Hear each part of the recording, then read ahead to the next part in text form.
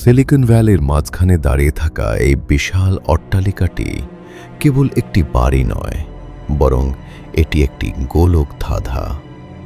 1884 থেকে 1922 সাল পর্যন্ত একটানা 38 বছর ধরে এই বাড়ির কাজ চলেছিল।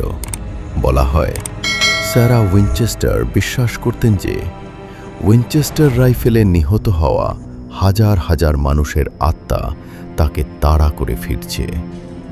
তাদের হাত থেকে বাঁচতেই তিনি এই অদ্ভুত নকশার বাড়ি তৈরি করেছিলেন। গল্পটি আরিয়ানকে নিয়ে, যে একজন শৌখিন অতিপ্রাকৃত গবেষক।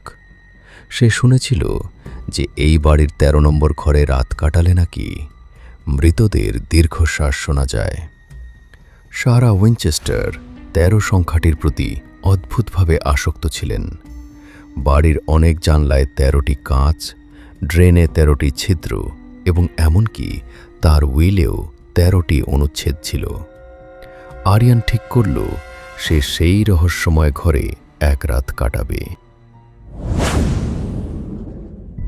রাত 12টার পর আরিয়ান যখন ক্যামেরা নিয়ে বেরোল, সে লক্ষ্য করল বাড়ির করিডোরগুলো যেন প্রতি মুহূর্তে বদলে যাচ্ছে। সে একটি দরজা খুলল এবং দেখল তার সামনে কোনো মেঝে নেই, সরাসরি 15 ফুট গভীর গর্ত। কোনো মতে নিজেকে সামলে সে অন্য একটি পথে হাঁটা দিল। হঠাৎ সে দেখতে পেল সামনের একটি সরু সিঁড়ি, যা সিলিংয়ের সাথে গিয়ে ঠেকেছে। ঠিক সেই সিঁড়ির মাথায় কেউ একজন বসে আছে। আরিয়ান টর্চ জ্বালাতেই দেখল একটি কালো ছায়া দ্রুত বেগে ওপরের দিকে উঠে যাচ্ছে। কিন্তু সিঁড়ির মাথায় তো ছাদ, ছায়াটি গেল কোথায়? হঠাৎ বাড়ির নিস্তব্ধতা ভেঙে ভেসে এলো হাতুড়ি পিটানোর শব্দ। ঠক ঠক ঠক।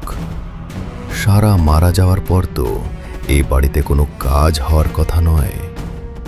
আরিয়ান দেখল একটি অন্ধকার ঘরের কোণে এক বৃদ্ধ মিস্ত্রি কাঠ কাটছে, কিন্তু লোকটির কোনো মুখ নেই, কেবল ধোঁয়ার মতো অবয়ব। লোকটি ঘাড় না ঘুরিয়েই শীতল গলায় বলল, দেওয়াল তোলো, আরও দেওয়াল তোলো, তারা ঢুকে পড়ছে। আরিয়ান ভয় পেয়ে ছুটতে শুরু করল, কিন্তু সে যেদিকেই যাচ্ছে ঘুরে ফিরে সেই 13 নম্বর ঘরের সামনেই এসে পড়ছে। আরিয়ান ঘরে ঢুকে পড়ল। হঠাৎ ঘরের তাপমাত্রা হিমাঙ্কের নিচে নেমে গেল। সে আয়নার দিকে তাকাতেই তার রক্ত হিম হয়ে গেল। আয়নায় তার নিজের প্রতিবিম্বের বদলে দেখা যাচ্ছে শত শত মানুষের কঙ্কালসার মুখ, যারা রাইফেলে বিদ্ধ হয়ে মারা গিয়েছিল। তাদের প্রত্যেকের চোখ থেকে জল নয়, বরং গান পাউডার গড়িয়ে পড়ছে।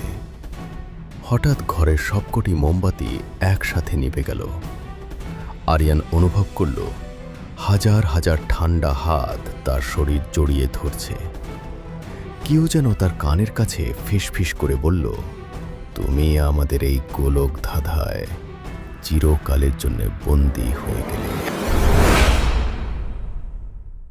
সকালে ট্যুরিস্ট গাইডরা যখন ঘরটি খুলল, তারা আরিয়ানকে খুঁজে পেল না।